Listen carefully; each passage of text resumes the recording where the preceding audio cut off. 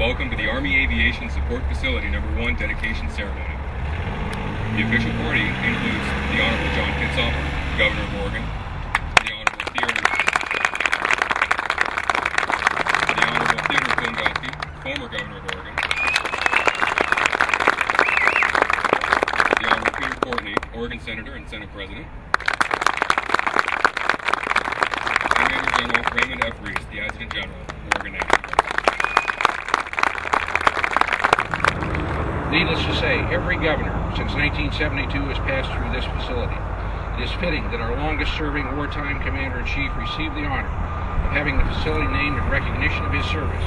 For 8 years, this facility figured prominently in his role as a leader of the state of Oregon, representing our citizens at happy, sad, and poignant moments, mobilizations, demobilizations, and memorial services, as already been mentioned.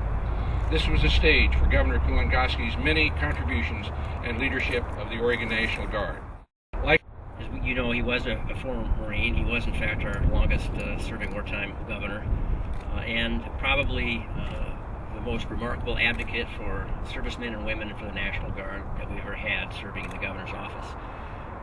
He, I think, is well recognized, rightly so, for his many public acts of support, whether that be supporting legislation or attending memorial services or mobilizations and demobilizations.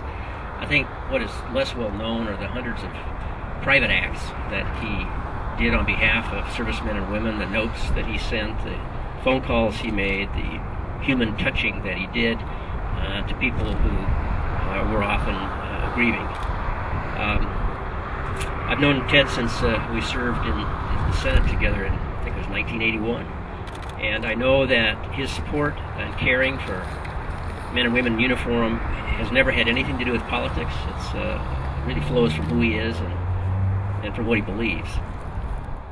Dedicating this flight facility to honor Governor Kulongoski is a small but important act to recognize his service to the state, but it is a tremendous statement of the legacy that he leaves us and to the men and women who serve our nation. Thank you very, very much for letting me participate. Congratulations, Ted, on a well-deserved recognition. Governor, he was Commander-in-Chief of the state of Oregon. He was Commander-in-Chief of the Oregon National Guard. For every one of the 2,920 days he was governor, our nation and our state was at war. And it still is, sadly. Oregon Guardsmen called to fight, and some to die. Those men and women were his soldiers, were our soldiers, were Oregon soldiers. He was always there for them, person and spirit. I want to thank Governor Theodore Ralph Kulongoski one last time for his 4 decades of service to Oregon, for his devotion and support of the men and women of the Oregon National Guard. Always a Marine, Governor Kulongoski. Always a soldier, Governor Kulongoski. Always a guardsman, Governor Kulongoski. And by God, Governor Kulongoski, always an Oregon. Thank you. John and I do go back a long way. He may have forgotten, but the first time I ever met him, he was an emergency room physician down in Roseburg at the hospital, and I was suing the hospital for the accident.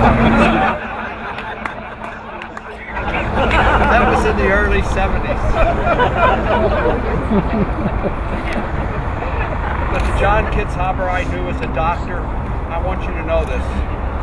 Same John Kitzhaber, who is the governor of this state. You have to understand something about a doctor being a governor.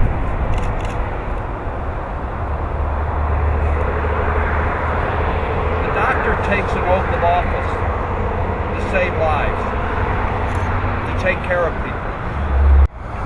In my opinion, the best the state has to give, you recognize your duty, you perform it with the highest proficiency,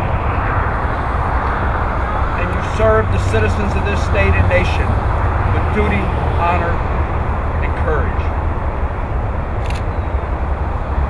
Today, looking at the sign with my name on it, I want each and every one of you to know this isn't just about me. It's about you. It's about those who have gone and served and come home, and those who have come home and we have had to lay to rest as they have paid the ultimate sacrifice. This sign is about you and them. It is about Oregon.